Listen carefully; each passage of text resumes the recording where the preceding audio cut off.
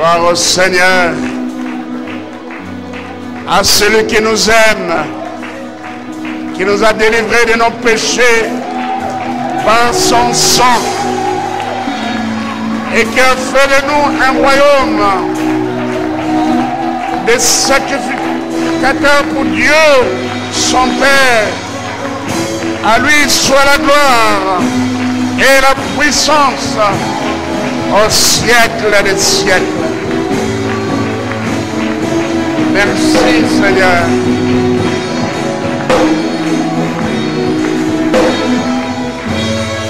Gloire au Seigneur.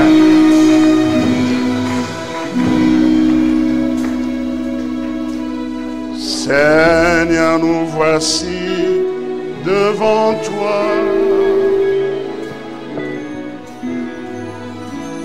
Tous unis dans ta maison,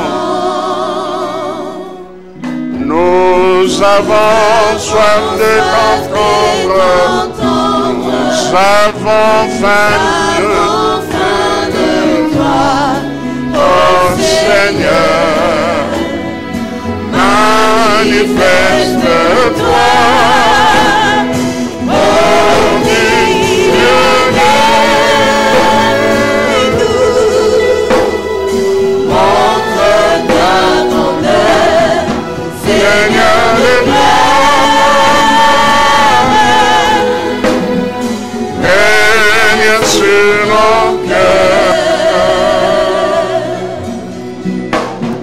Seigneur, nous voici devant toi.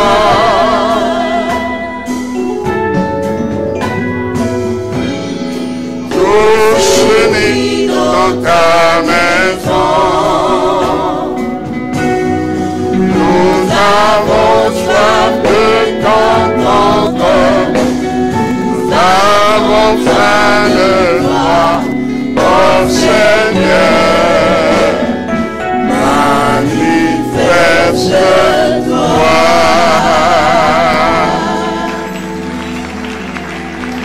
Oui, rassemblés dans ta maison, nous t'adorons, nous te louons.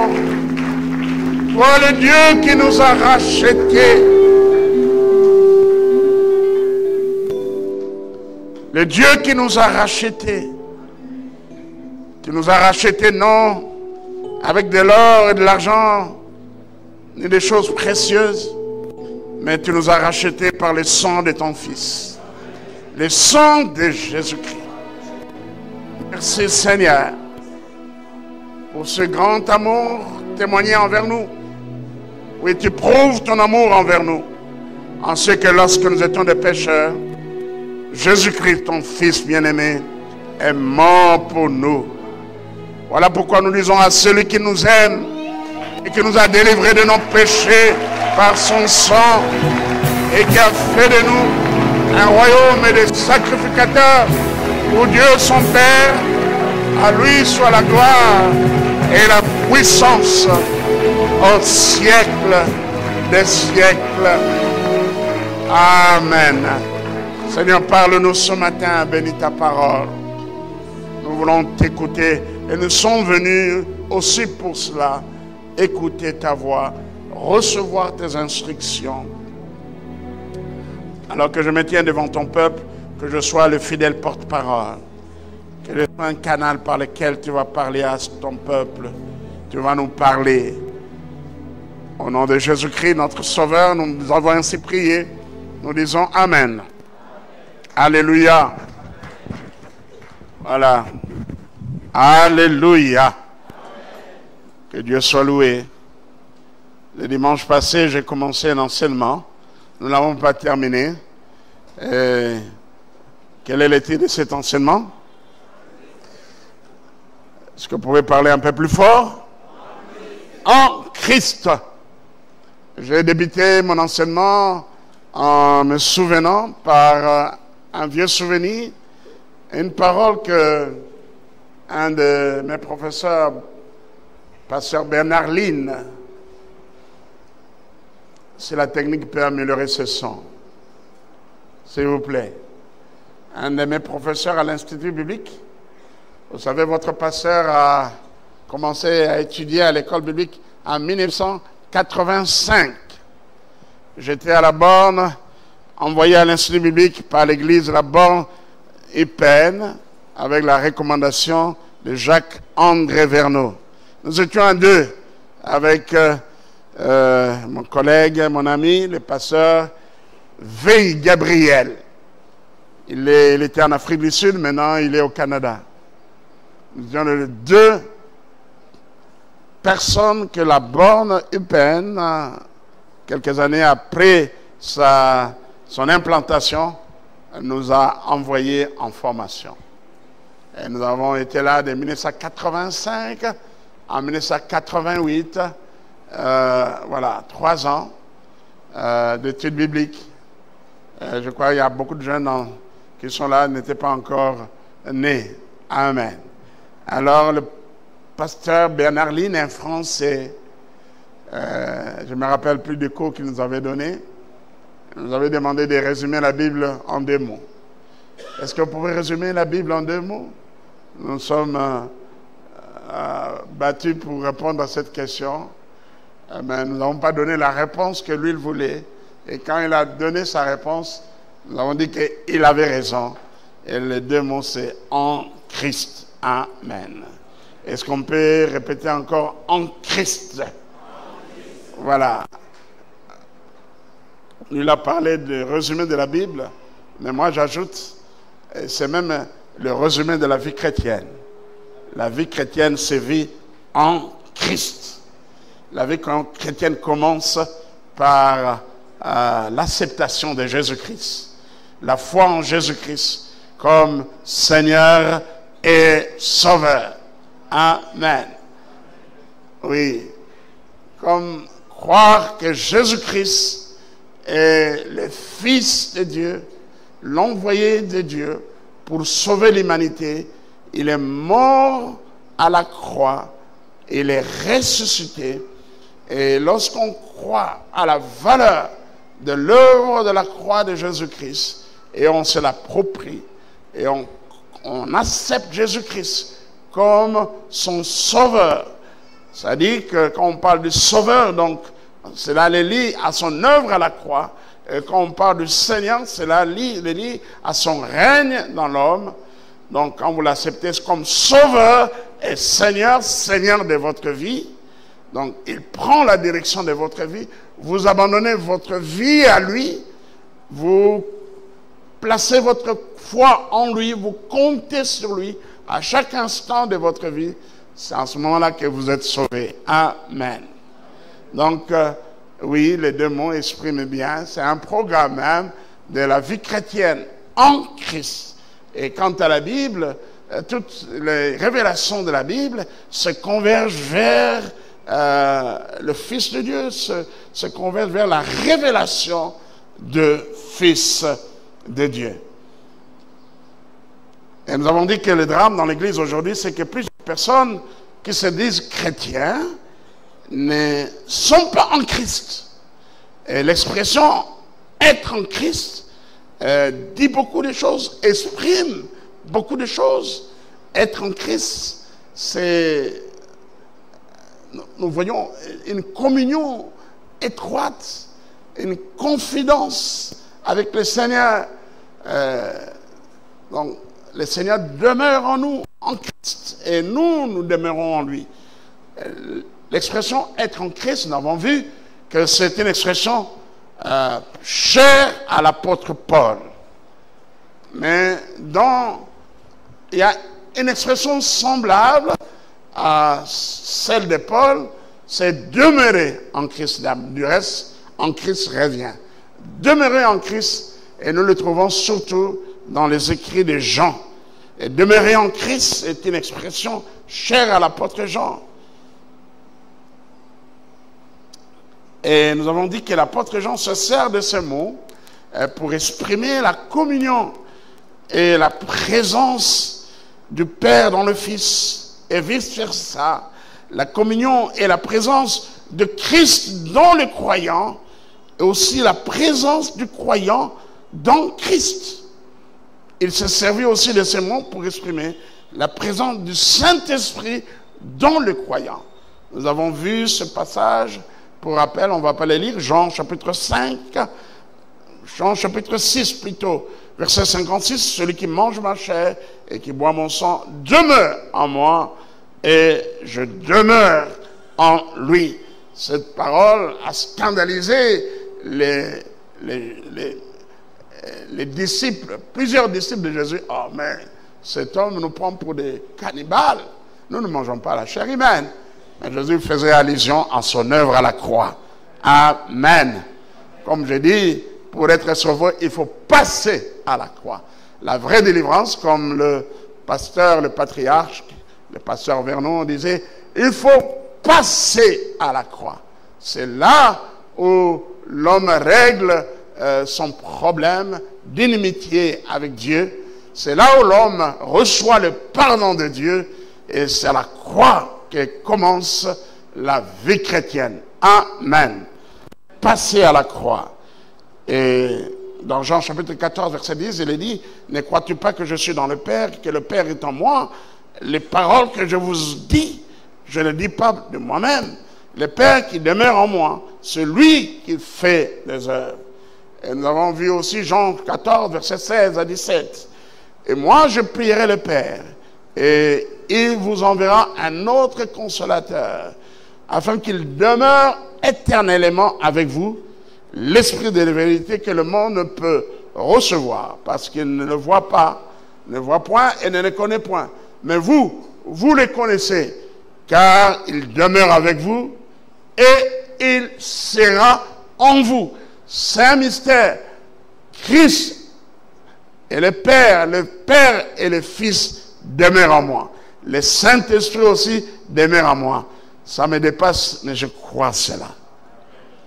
Il y a quelqu'un qui croit à cela? Donc, nous sommes des hommes qui ont une grâce spéciale. Et nous pouvons dire que le chrétien n'est pas comme tout le mortel des hommes. Nous avons Dieu en nous. Nous avons Jésus-Christ en nous.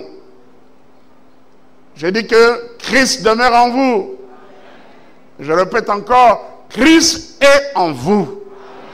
Mais il faut avoir fait vraiment sa rencontre, l'avoir rencontré, avoir fait la paix avec Dieu.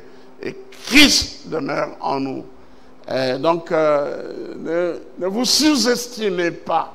Alléluia. Parce que le Seigneur habite en vous. Il demeure en vous. Demeurer en Christ, c'est maintenir une communion, nous avons vu, sans faille avec lui. Une communion sans faille avec lui. Et nous avons vu que le mot « être en Christ » dans les écrits de Paul revient revient 34 fois. Et lorsque le Seigneur Jésus nous dit de demeurer en lui et qu'il demeurera en nous, eh bien, nous avons vu qu'il nous invite à participer à sa vie au plus haut niveau. Et nous avons vu ce que suggère ou les vérités attachées à l'expression être en Christ. Amen. Les vérités attachées à l'expression être en Christ. Nous avons vu que c'est en Christ, être en Christ, est le point de départ même de la vie chrétienne. Et cette expression exprime la position même de la nouvelle naissance. C'est le point de départ de la nouvelle vie en Jésus-Christ, être en Christ. Il y a un passage qui est bien connu, 2 Corinthiens chapitre 5 verset 17 qui dit, ce passage dit, si quelqu'un est en Christ, il est une nouvelle créature. Les choses anciennes sont passées, toutes choses sont devenues nouvelles. Et le dimanche passé, j'ai beaucoup insisté sur la nouvelle naissance. Amen. Amen. Un homme, John Bunyan, un Anglais, il a écrit un livre. On dit qu'après la Bible, c'est le livre le plus lu hein, les plus lus. J'ai son exemplaire, l'exemplaire de son livre, dans ma bibliothèque, Le voyage du pèlerin. Il y a même un film, un frère de l'église, j'ai eu le film de ces scénarios, enfin, le film qui parle de ce que John Bunyan a écrit dans son livre, Le voyage du pèlerin. Et bon, c'est un roman fictif, mais je crois que l'Esprit de Dieu l'a aidé, parce que c'est le livre le plus lu après la Bible et traduit dans de nombreuses langues. Il relate le voyage du pèlerin, du chrétien vers le ciel. Vers le ciel.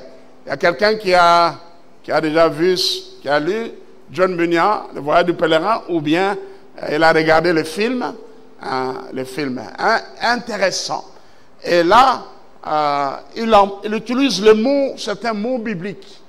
Et il les personnifie. Par exemple, fidélité, infidélité, tentation, obstacle. Donc, tous ces mots importants, persévérance, de la Bible, il les personnifie. Et le grand enseignement est que le pèlerin est tenté le long de son voyage. On veut le détourner de son objectif. Mais ceux qui marchent vers le ciel ont commencé leur parcours, leur course à la croix. Alléluia. La vie chrétienne commence à la croix. C'est là où le problème de péché est réglé, à la croix de Jésus-Christ. Amen. Comme nous chantons, à la croix où mourit mon sauveur, je suis venu briser des douleurs. Là, ton sang purifia mon cœur, à son nom la gloire. Amen. C'est à la croix que le problème du péché de l'homme est réglé. Il faut passer à la croix. Et d'autres voyageurs ne sont pas passés à la croix. Et tous ceux qui ne sont pas passés à la croix, eh bien, ne sont pas arrivés à destination. Amen. Cela veut dire qu'un appel à la vraie conversion. Donc nous avons encore dans l'Église des chrétiens, entre guillemets, des hommes et des femmes, qui ne sont pas encore passés à la croix, qui n'ont pas encore expérimenté la nouvelle naissance. Parce qu'à la nouvelle naissance, nous avons la vie de Dieu. Alléluia! Dans la nouvelle naissance, nous avons la vie de Dieu, nous avons la nature de Dieu, car la nouvelle naissance est définie comme la communication de la nature de Dieu. L'homme aime les choses de Dieu. Alléluia. Mais il y a celui qui n'est pas dans l'église, hein, et qui n'a pas expérimenté la nouvelle naissance, il va s'efforcer de faire comme les autres. Vous savez, il y a des fruits naturels et des fruits artificiels. Alléluia. Il y a des fruits naturels. C'est-à-dire que parce que on a la nature de ce fruit, hein, on a la sémence de la mangue, hein, on produit le manguier. Ou bien plutôt, on a la sémence de la mangue, on produit la mangue, n'est-ce pas? Le manguier, c'est l'arbre, n'est-ce pas? Ou bien on a la sémence du manguier, on produit la mangue. Hein? Un arbre fruitier ne peut produire que des fruits de son espèce. Un manguier ne peut pas produire des ananas. Amen. Alors, les personnes qui sont nées de nouveau, eh bien, ils ont la nature de Dieu, ils ont la vie de Dieu, et ils produisent des fruits dignes de la repentance. Alléluia. Voilà pourquoi c'est important de passer à la croix, de faire l'expérience de la nouvelle naissance. Et Jésus en a parlé dans Jean chapitre 3. dans son entretien avec Nicodème. Si quelqu'un est né d'eau et d'esprit, il ne peut entrer dans le royaume de Dieu. Et Nicodème, qui était docteur de la loi, ne comprenait pas, dit, mais comment pourra-t-il se faire? Est-ce que l'homme doit rentrer encore? Les dimanches, je me rappelle que les dimanches passés, nous n'avons pas lu cela. Mais c'est un des passages des évangiles qui est très important. Prenons nos Bibles, lisons dans Jean chapitre 3. Ici, il est question de l'entretien de Jésus avec Nicodème. Nicodème qui a vu ce que Jésus a fait, comment il a chassé les vendeurs du temple. Il est venu lui dire aux personnes ne peuvent faire les choses que tu as fait si Dieu n'est avec lui. Et j'ai dit toujours, les réponses de Jésus dans plusieurs cas sont déconcertantes. C'est-à-dire sans rapport avec la question posée ou sans rapport avec ce qu'on a dit. Nicodème est venu le louer. Hein? Il est venu le louer. Tout ça. Personne ne peut faire. Mais Jean chapitre 3. Commençons à partir du premier verset. Mais il y a un homme d'entre les pharisiens nommé Nicodème, un chef de Juifs, qui vint, lui, auprès de Jésus, de nuit, et lui dit, Rabbi, nous savons que tu es un docteur venu de Dieu, car personne ne peut faire ces miracles que tu fais, si Dieu n'est avec lui. Amen. Arrêtons là. Ici, il vient louer le Seigneur. Alléluia. Il reconnaît qu'il vient de Dieu. Et la réponse de Jésus, lisons tous ensemble. Jésus lui répondit, allons-y. En vérité, je te le dis, si un homme n'est né de nouveau, il ne peut voir le royaume de Dieu. Eh bien, une petite analyse. Est-ce que la réponse de Christ a une relation, un rapport avec le mot de louange de Nicodème? Non, sans rapport. Jésus a vu ce qui était essentiel à Nicodème. Jésus ne reçoit jamais, Dieu ne reçoit pas les louanges de personnes qui ne lui appartiennent pas. Les louanges de personnes qui ne sont pas encore converties. Dieu ne reçoit pas les louanges de personnes qui ne sont pas encore nées de nouveau. Il faut avoir une relation personnelle avec Yahweh avant de le louer. Alléluia. Il faut faire partie de son peuple, de sa race, pour le louer. Alors, en vérité, je te le dis, si un homme est né de nouveau, il ne peut voir le royaume de Dieu. Et Nicodème lui dit, comment un homme peut-il naître quand il est vieux? Peut-il rentrer dans le sein de sa mère et naître?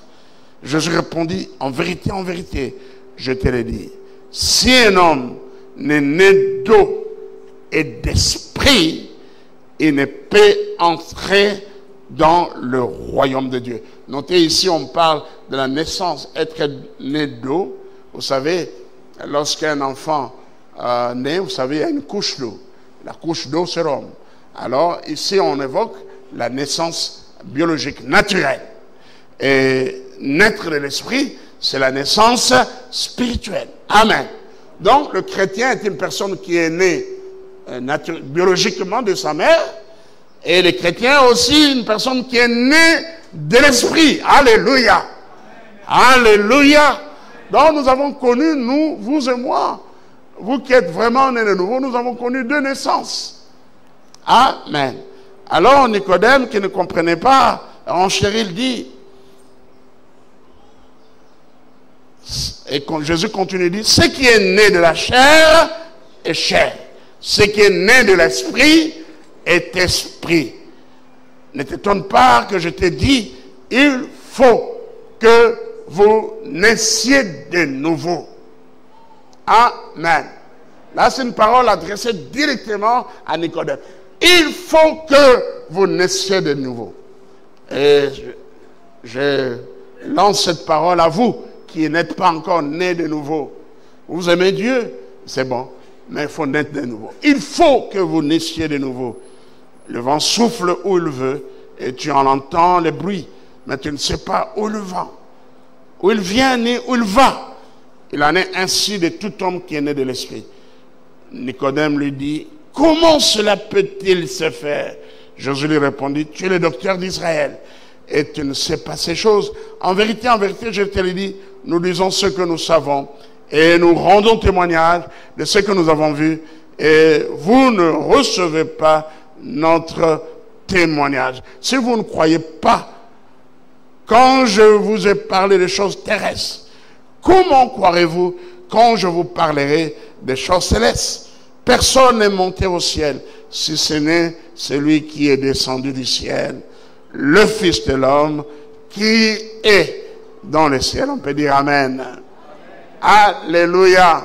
Alors je dis à quelqu'un, il faut que vous naissiez de nouveau.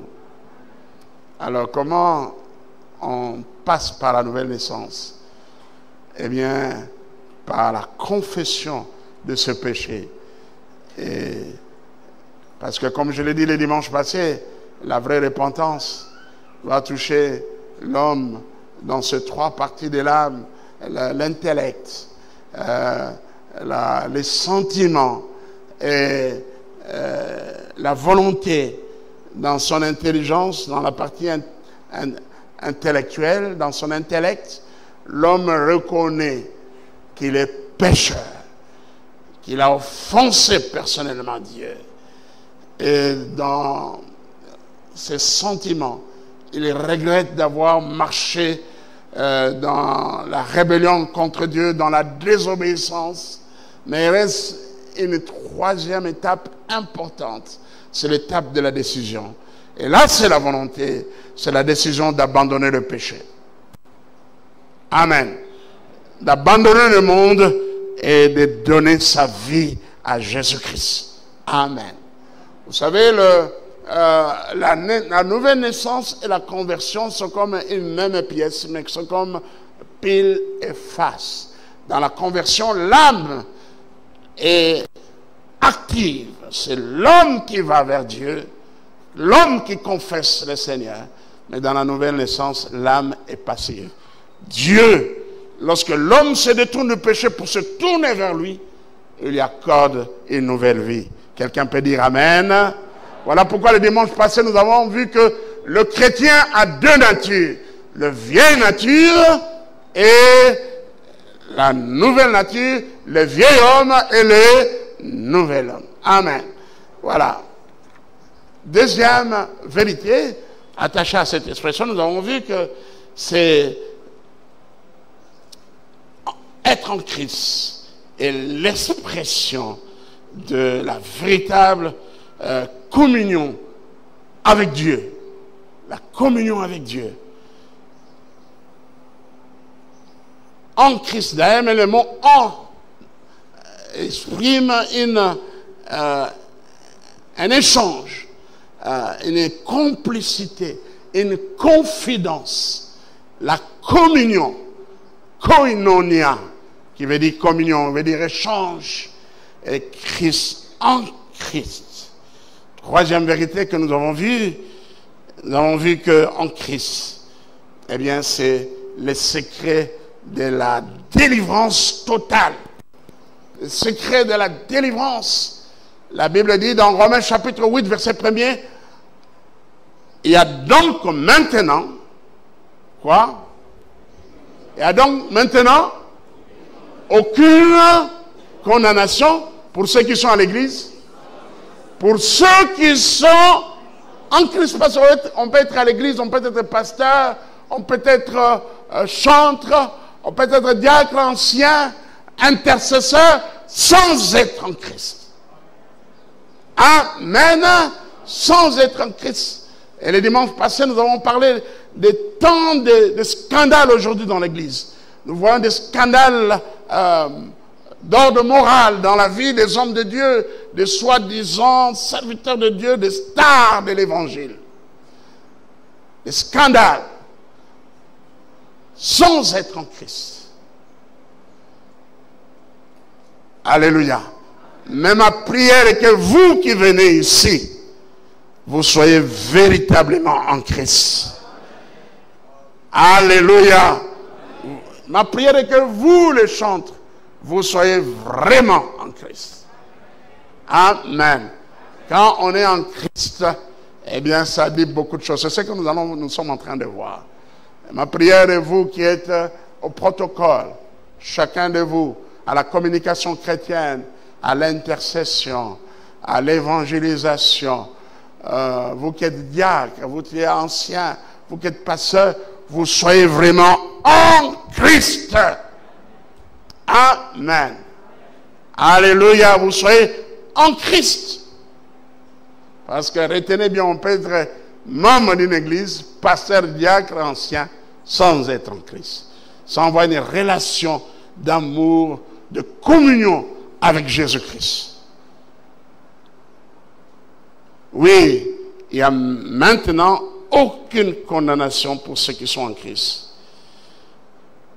Alléluia. Alléluia. Le problème, c'est d'être en Christ. C'est d'être en Christ. Nous avons relevé cela.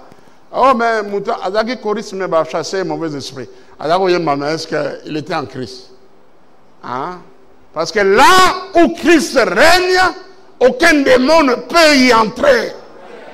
Je dis là où le Saint-Esprit règne, les mauvais esprits ne peuvent y demeurer. Car notre corps, la Bible dit, est le temple du Saint-Esprit. Amen. Alléluia. Y a-t-il des gens qui croient qu'ils sont en Christ, qu'ils sont possédés? Oh, il y a des gens qui sont en Christ, qui croient qu'ils sont encore possédés. Ils croient qu'on doit les délivrer. Ah non. En Christ, nous retrouvons notre liberté. C'est pour la liberté que Christ nous a affranchis.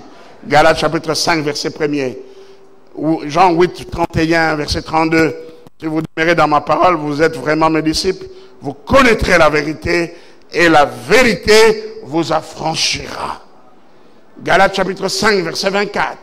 Galates 5, 24. Ceux qui sont en Jésus-Christ ont crucifié la chair avec ses passions et ses désirs. Amen.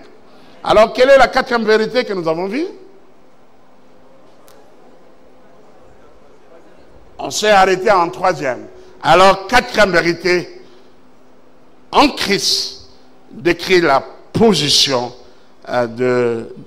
exprime l'état de la vie de la... En Christ décrit la vie de la sanctification. Voilà. Ou autrement dit, en Christ, être en Christ, c'est le secret d'une vie sanctifiée. D'une vie sanctifiée. En Christ est le secret d'une vie sanctifiée. Parce qu'on ne peut pas être en Christ et vivre dans le péché. Ça, c'est impossible. Hein? Parce que notre Dieu est saint. Et pour avoir une relation avec Dieu, maintenir la communion avec Dieu et maintenir notre relation avec Dieu, nous devons marcher dans la sanctification. Amen. Donc, en Christ décrit mieux la vie de sanctification. Exprime cette vie sanctifiée. Quand on est en Christ, je suis en Christ, ça dit que je marche dans la sanctification. Parce que le péché, retenez cela, vient détruire ou annuler ou détruire, oui, rompre la communion du chrétien avec Dieu. D'abord, c'est la communion qui est rompue. Lorsque nous péchons, c'est la communion qui est rompue. Et la communion est rétablie par la confession et l'abandon du péché. Amen. Si nous confessons nos péchés, et comme le livre de Proverbes nous le dit, celui qui cache ses transgressions ne prospère point. Mais celui qui les avoue et les délaisse obtient miséricorde. Amen. Il obtient miséricorde. Donc, le péché vient rompre la communion avec Dieu. La relation reste. Mais si nous persévérons dans le péché, si nous continuons à vivre dans le péché, eh bien, même la relation avec Dieu sera brisée. Amen. La relation sera brisée. Ça sera l'abandon de la foi ou l'apostasie. Amen. L'apostasie. Dans 2 Timothée chapitre 2, verset 19, une parole intéressante. 2 Timothée chapitre 2, verset 19, nous lisons ceci. Vous êtes à la bonne page. Nous sommes dans 2 Timothée, un passage intéressant qui nous dit que le Seigneur connaît ceux qui lui appartiennent. Quiconque prononce le nom du Seigneur, qu'il s'éloigne de l'iniquité. Lisons tous ensemble les versets 19. Allons-y. Néanmoins, les solides fondements de Dieu restent debout, avec ces paroles qui lui servent de sceau. Lisons.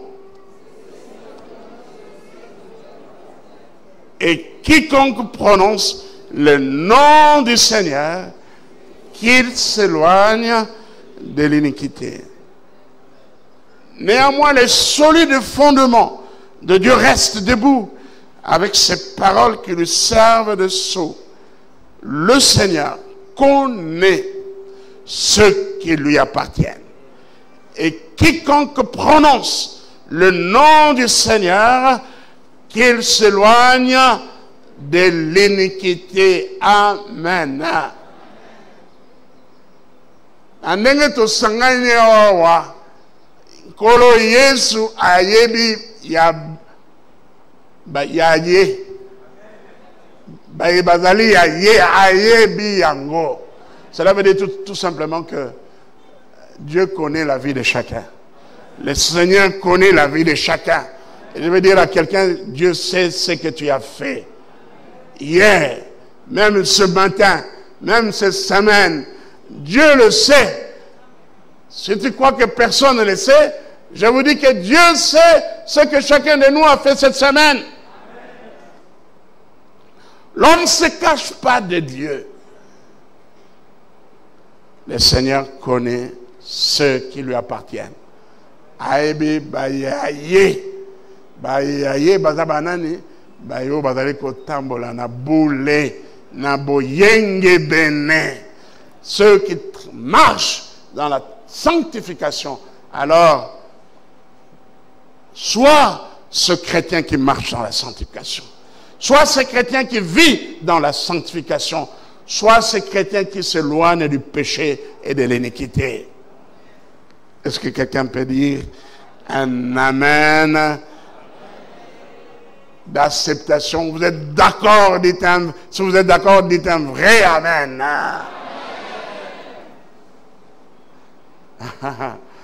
Ceux qui appartiennent au Seigneur, ce sera ceux-là qui seront enlevés. Ceux qui appartiennent au Seigneur, ce sera ceux-là qui hériteront le ciel.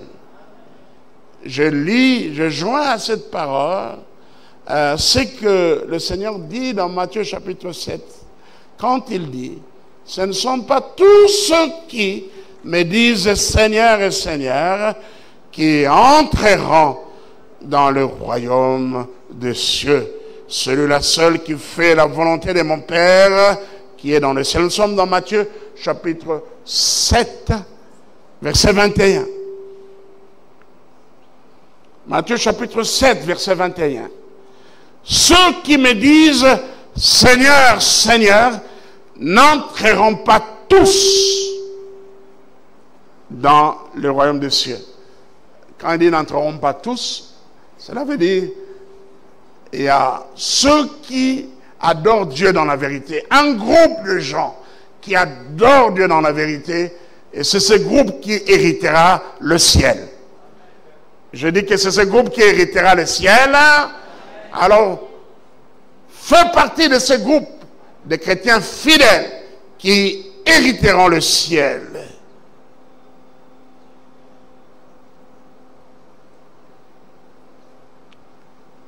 Ceux qui me disent Seigneur, Seigneur, n'entreront pas tous dans le royaume des cieux, mais c'est lui-là seul qui fait la volonté de mon Père qui est dans le ciel. Verset 22.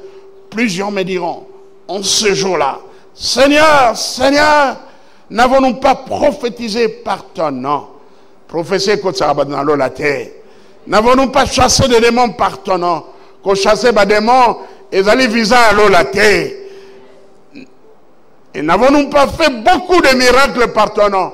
Faire des miracles n'est pas un visa pour le ciel. On ne donne pas un visa pour le ciel. Alors je leur dirai ouvertement. Comment? Disons, je ne vous ai jamais connu. Retirez-vous de moi, vous qui commettez l'iniquité. Donc on peut dire, ils prophétisaient, mais ils vivaient dans le péché. Ils ont chassé les démons, mais ils vivaient dans le péché. Ils ont opéré des miracles, mais ils vivaient dans le péché. Le Seigneur connaît la vie de chacun de nous. Servons le Seigneur dans la vérité. Amen. Servons-le dans la vérité. Et dans Ephésiens chapitre 4, le Seigneur nous dit, nous ne devons plus marcher comme le païen qui marche selon leurs pensées. À partir du verset 17, Ephésiens chapitre 4, verset 17, voici ce que je dis et ce que je déclare dans le Seigneur, c'est qu'on ne devait plus marcher comme les païens qui marchent selon la vanité de leurs pensées. Amen. Alléluia. Alors, la cinquième vérité attachée à l'expression être en Christ ou en Christ, eh bien, il est le secret même de la croissance spirituelle. Vous voulez grandir spirituellement? Vous voulez que tes progrès soient évidents pour tous, comme Paul le dit à Timothée, son fils? Eh bien, demeurez en Christ. Demeurez en Christ. Jean chapitre 15, verset 5. Celui qui demeure en moi et en qui je demeure porte beaucoup de fruits, car sans moi, vous ne pouvez rien faire. C'est en demeurant en Christ, en étant attaché à Christ. Et Jean chapitre 15, nous avons là l'enseignement du Seigneur. On appelle ça la parabole du cep et du sarment. Prenons nos Bibles et nous allons lire dans Jean chapitre 15 la parabole du cep et du sarment.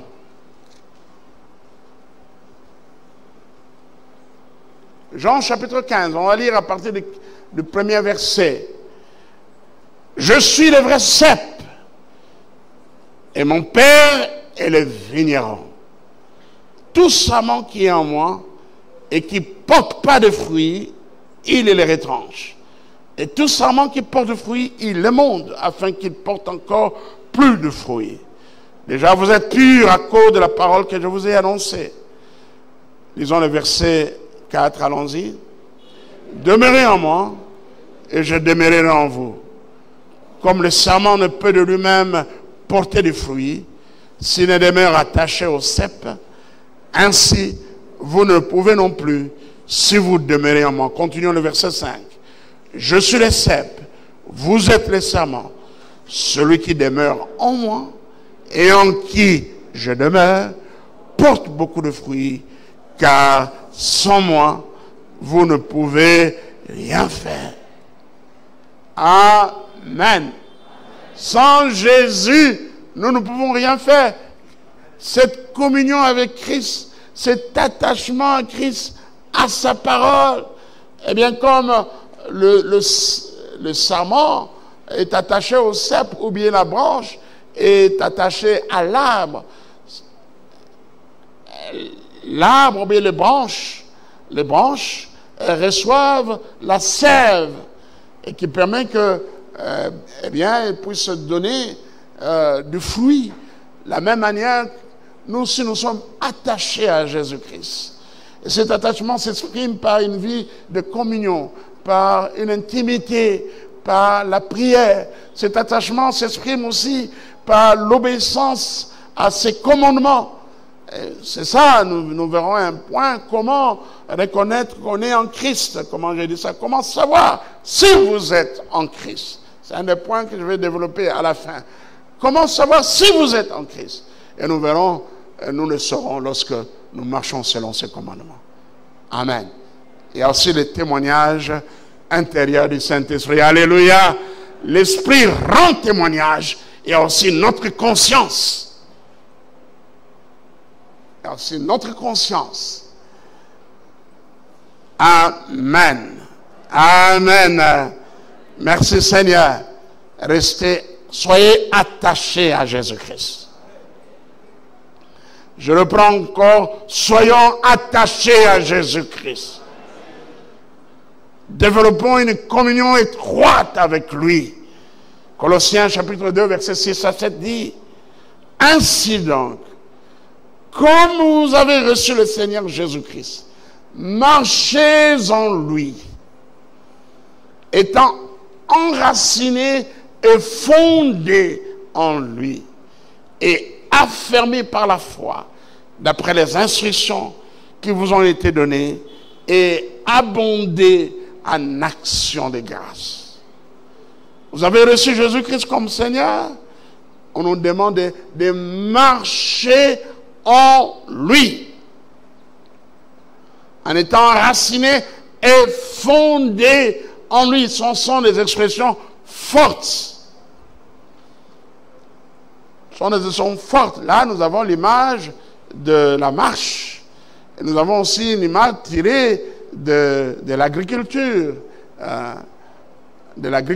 Donc étant enraciné et fondé en lui. Étant enraciné, et nous avons aussi une autre image de la construction, l'architecture. Donc, il y a l'image de la marche, et l'image, nous avons là l'image tirée de l'agriculture, et aussi de l'architecture, étant fondé en lui et affermi par la foi.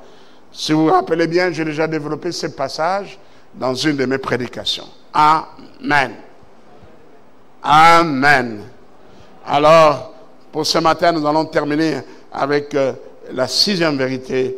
En Christ, c'est le secret de l'exaucement de prière. Je dis qu'en Christ, c'est le secret de l'exaucement de prière. Vous voulez que vos prières soient exaucées, alors demeurez en Christ. Amen. La Bible nous dit que le Seigneur ne refuse aucun bien à ceux qui lui appartiennent. Qui sont ceux qui lui appartiennent? Eh bien, comme nous l'avons vu, ce sont ceux qui sont en Christ. Et dans notre texte de la parabole de Jean 15, la parabole du cep et du serment, Jésus-Christ le déclare d'une manière claire. Au verset 7, il dit, Jean 15, verset 7, il dit, si vous portez beaucoup de fruits, c'est ainsi que... Non, je ne lis pas le verset 7, je lis le verset 8. C'est le verset 7. Prenons nos Bibles. Jean chapitre 15, verset 7. Si vous demeurez en moi et que mes paroles demeurent en vous, lisons la suite.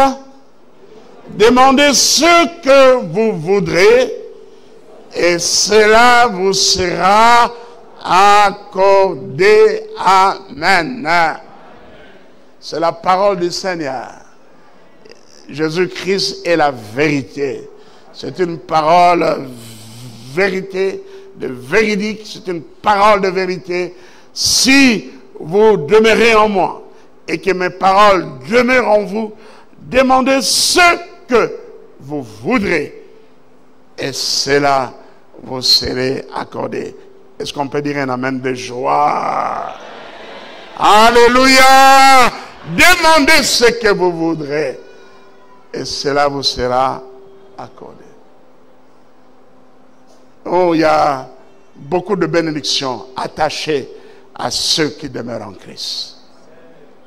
Dieu le protège, Dieu le garde, Dieu dirige leurs pas, Dieu le bénit. Ils ont la paix de Dieu. C'est eux qui hériteront le royaume des cieux. Cet enseignement n'est pas terminé, nous allons continuer cela si Dieu nous garde. Après le séminaire de Pâques, les morts en Christ ressusciteront premièrement. Alléluia. L'enlèvement est pour ceux qui sont en Christ. C'est seulement ceux qui sont en Christ qui seront enlevés parce qu'ils ont la marque de Dieu en eux. Amen. Ils ont l'Esprit de Dieu en eux. Alléluia. Alléluia. Est-ce qu'on peut acclamer et dire merci à Dieu? Et merci au Seigneur.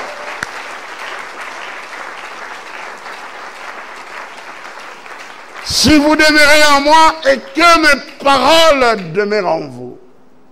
Demeurer en Christ, c'est obéir à ses paroles. Demandez ce que vous voudrez et cela vous sera accordé. Amen. Amen. Nous verrons dans la suite qu'en Christ, c'est le secret de l'autorité spirituelle. Amen. Amen. De l'autorité spirituelle sur la puissance de l'enfer, sur le diable et les démons. Parce que nous sommes en Christ. Celui qui demeure en nous, il est plus grand que celui qui est dans le monde. Jésus-Christ qui habite en nous, en vous, il est plus grand, il est plus fort, il est plus puissant que le diable. Amen. Amen. Que Dieu soit loué, que Dieu bénisse sa parole. Merci Seigneur.